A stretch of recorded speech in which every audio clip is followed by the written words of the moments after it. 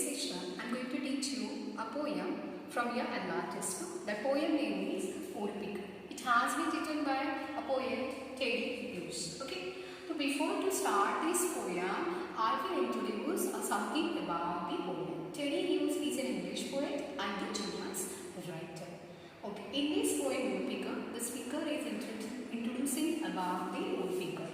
To start this poem, let you know some new words which is really unfamiliar for you. First new words I have written here, jackhammer.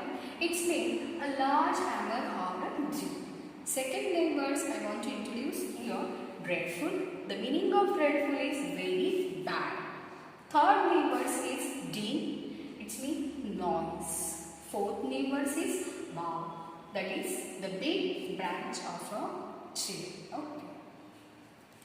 Now here Woodpecker is a comic poem in which the poet uses a range of funny images to describe the woodpecker.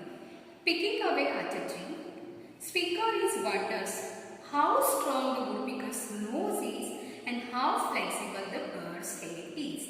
That he doesn't feel anything while banging its head against the tree at such a great speed. Now students, I think you have understood the poem Woodpecker. You have to recite the poem twice. Thank you.